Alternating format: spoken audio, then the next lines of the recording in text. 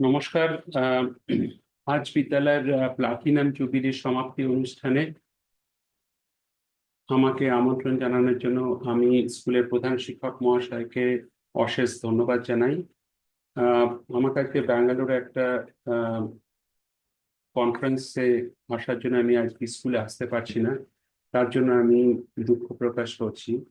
কিন্তু এই platinum jubilee উৎসবের সঙ্গে আমি প্রথম থেকেই জড়িয়ে আছি এবং বিদ্যালয়ের আহ, প্রধান শিক্ষক মহাশয় আমাকে বিভিন্ন সময়ে এই প্লাটিনাম জুবিলির অনুষ্ঠানের আহ, আহ, অনুষ্ঠানের ব্যাপারে আমাকে অবহিত করেন।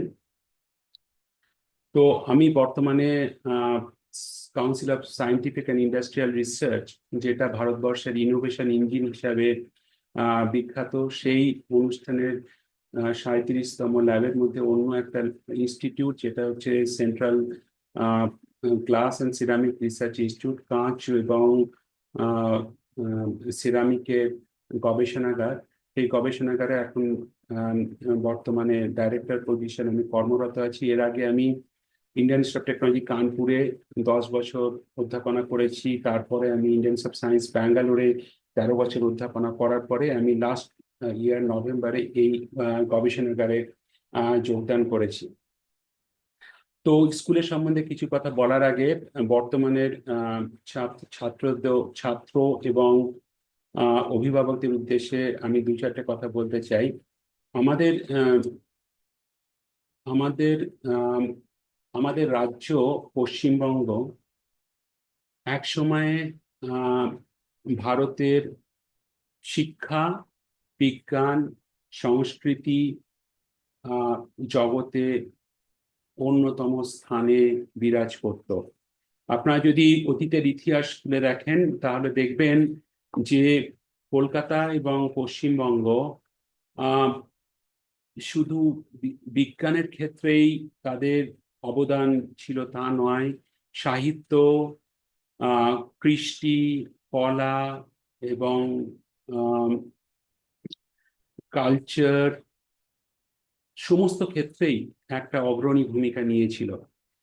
মেঘনাদ সাহা, সত্যেন্দ্রনাথ বোস, জগদীশ চন্দ্র বোস, এনারা খালি বৈজ্ঞানিক ছিলেন না, they were institutions by their own right.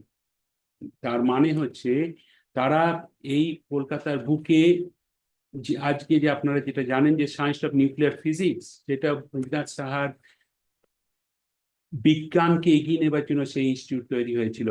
Jagadish Chandra Bose, তার নামে যে বোস ইনস্টিটিউট, সেটা কিন্তু জগদীশ চন্দ্র বোসের জীবনের যে ফিলোসফি সেটাকে এগিয়ে নিয়ে যাওয়ার জন্যই এই ইনস্টিটিউটকে তৈরি করা হয়েছিল।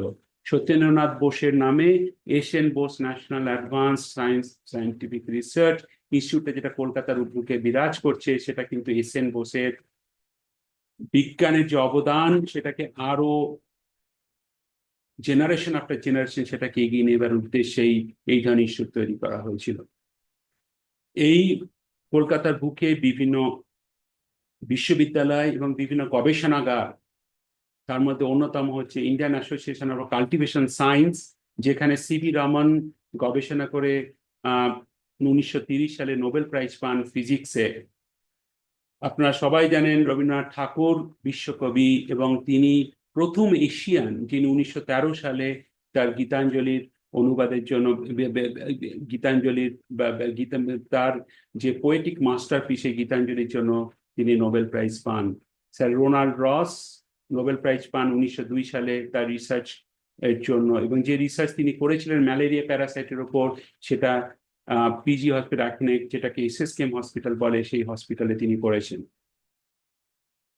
আরো তিনজন নোবেল পুরস্কার প্রাপ্তি আহ, আহ, আহ, যারা নোবেল পুরস্কার পেয়েছেন, তাদের জীবনের প্রথম দিকটা বা শেষ দিকটা সমস্তটাই কলকাতা শহরে কেটেছে। তাদের মধ্যে অন্যতম হচ্ছেন মাদার টেরেসা, এবং তিনি যে নির্মলা ভবন, যার জন্য তিনি নোবেল পিস প্রাইজ পেয়েছেন 1979 for our dedicated humanitarian service to the poor and sick.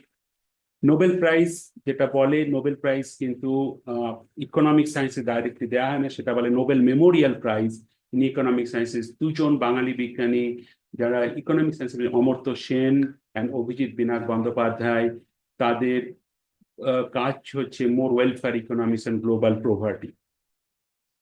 আমি এই বিদ্যালয়ে 1980 সাল থেকে 1991 সাল অবধি ছিলাম।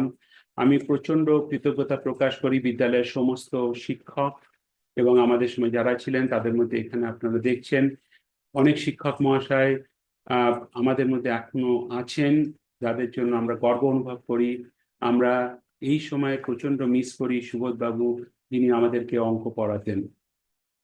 আমি 1991 সালে যখন এই বিদ্যালয় থেকে পাশ করি, তখন আমাদের মধ্যে আমাদের সায়েন্স এবং কমার্সে যারা যারা ছিলেন, তাদের মধ্যে আহ, দুজন আজকে আমাদের মধ্যে নেই, কিন্তু আমরা সবাই এখনো আমাদের মধ্যে আহ বন্ধুত্বপূর্ণ সম্পর্কটাকে বজায় রেখেছি।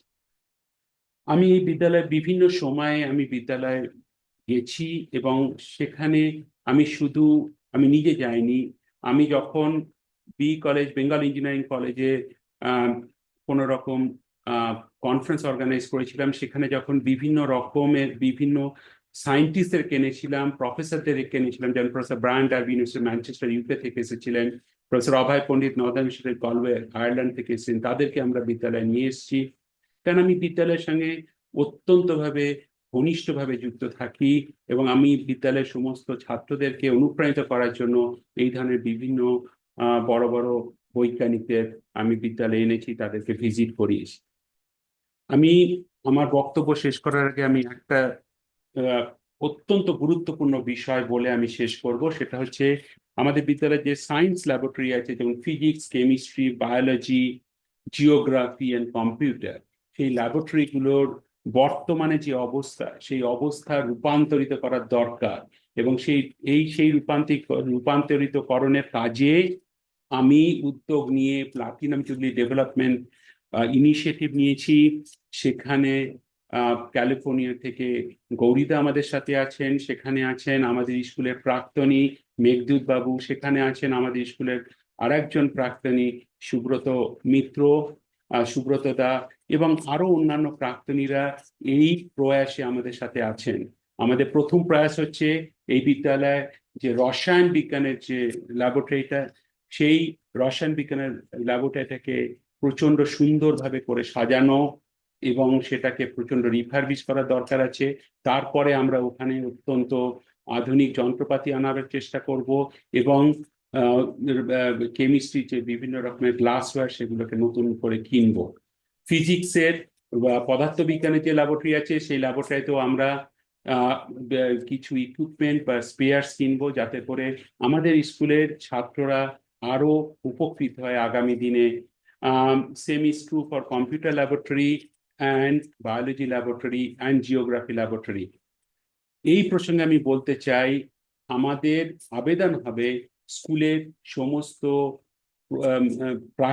প্রাক্তনীদের কাছে, এবং এর সঙ্গে আমাদের স্কুলের প্রেজেন্ট জেনারেশন স্টুডেন্টস এবং সমস্ত অভিভাবকদের কাছে, আপনারা এগিয়ে আসুন, আমাদের সাথে হাত মেলান, আমাদের এই প্রয়াসকে সফল করুন, সার্থক করুন। এই বলে আমি আমাদের বিদ্যালয়ের সমস্ত শিক্ষক মহাশয়, সমস্ত অভিভাবক, বর্তমান স্টুডেন্টদের, বর্তমান ছাত্রদের অভিভাবক বৃন্দকে এবং সমস্ত অভিভাবক বৃন্দকে আমার নমস্কার জানিয়ে আমার অসংখ্য শুভেচ্ছা রইল আমাদের বিদ্যালয়ের বর্তমান প্রজন্মের ছাত্রদের প্রতি। এই বলে আমি আমার বক্তব্য শেষ করছি। নমস্কার, থ্যাংক ইউ, জয় হিন্দ।